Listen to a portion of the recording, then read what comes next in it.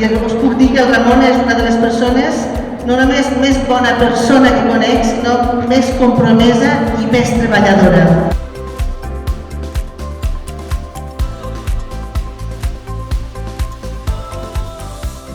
La llista de Junts per Catalunya a Cervera és la millor llista per governar l'Ajuntament de Cervera.